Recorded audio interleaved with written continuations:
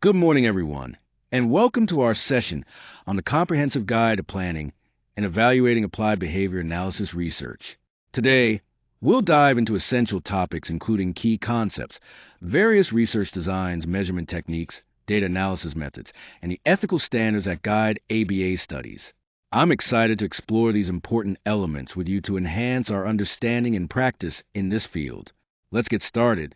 In applied behavior analysis research, rigorous and systematic planning is crucial because it ensures that the results we obtain are both valid and reliable.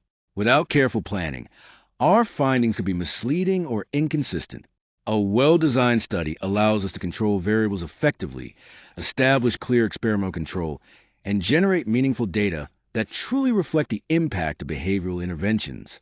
This presentation will guide you through the key components and considerations for planning and evaluating ABA research, focusing specifically on research designs that are most relevant to our field. We'll also discuss important elements like how to define variables clearly, collect data accurately, and ensure the reliability and validity of that data. Additionally, we'll cover important topics like data analysis techniques and maintaining ethical standards throughout the research process, all of which are essential for conducting high-quality ABA research. When we look at ABA research designs, there are several key types to understand. First, single-subject designs focus on tracking an individual's behavior over time. A common example is a withdrawal design, where we introduce a treatment, then remove it to see if behavior changes accordingly. Next, group designs differ because they compare behaviors across multiple groups under various conditions, giving us broader insights. Withdrawal designs, as mentioned, involve adding and then withdrawing treatment to observe effects directly. Multiple baseline designs take a different approach by applying treatment in a staggered way across different behaviors, settings, or subjects, which helps confirm that changes are due to the intervention. Finally, alternating treatments designs allow us to compare two or more treatments by switching between them rapidly, so we can determine which is most effective. Each design offers unique benefits depending on the question we're trying to answer. When defining variables in ABA research, it's crucial to start with clear operational definitions. This means we need to specify exactly what we're measuring or manipulating in a way that others can understand and replicate. Without this clarity, our findings can become ambiguous or unreliable. Next, let's talk about independent variables. These are the treatments or interventions that we, as researchers, actively manipulate. For example, we might provide reinforcement for a specific behavior to see if it increases. It's a variable we control to observe its impact. On the other hand, dependent variables are the behaviors we're targeting and measuring. These variables help us determine whether the independent variable or intervention is having the desired effect. By emphasizing precise operational definitions, we ensure that our measurements are consistent and that treatments are implemented as intended. This consistency is key for replication and for drawing reliable conclusions from our research.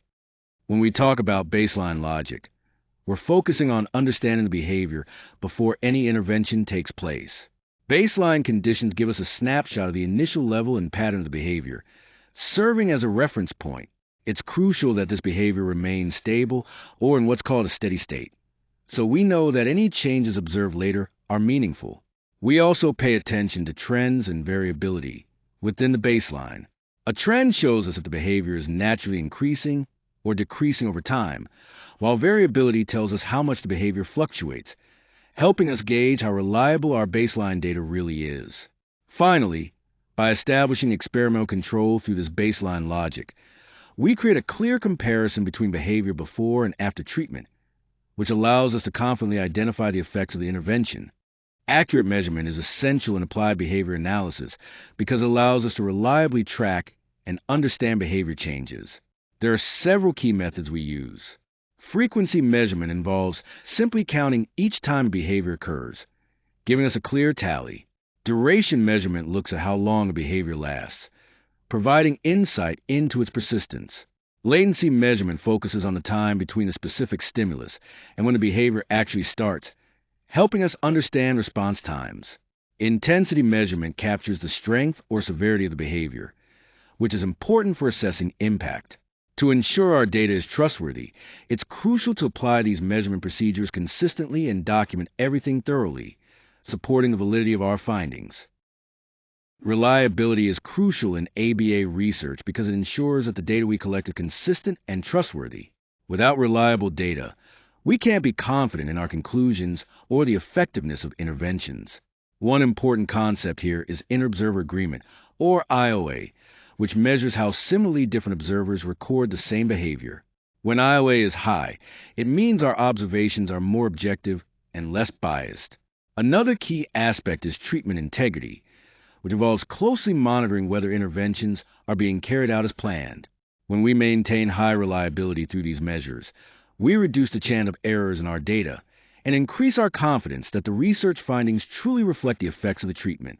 This reliability lays a foundation for meaningful and replicable results in ABA studies. When we talk about validity in ABA research, we're focusing on how trustworthy and accurate our conclusions really are.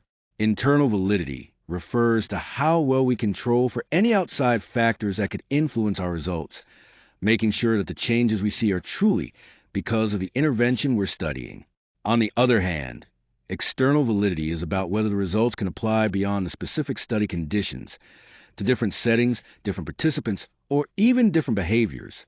To achieve strong validity, we need careful research design and strict procedural controls, which together help ensure that our findings are both reliable and applicable in real-world situations. When we talk about data analysis techniques in ABA, the first important method is visual inspection. This simply means graphing the data to look for patterns, trends, or any changes in levels over time. It helps us quickly see whether the intervention is having the desired effect. Next, we have effect size calculation, which gives us a numerical value that shows how strong or meaningful the treatment effect is. This helps us understand not just whether a change occurred, but how big that change really is.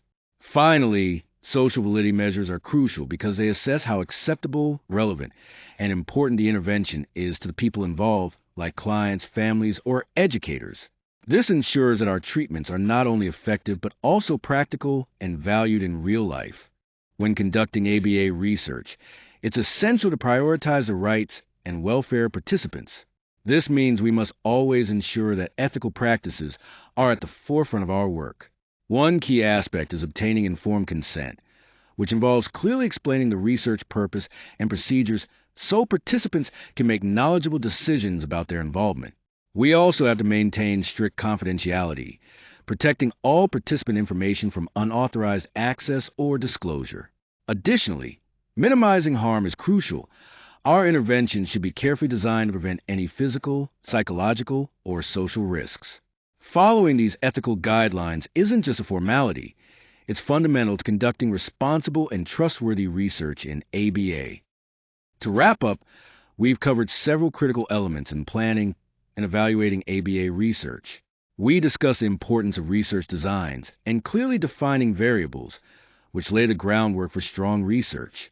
Measurement techniques, along with ensuring reliability and validity, are essential for accurate data collection and meaningful analysis.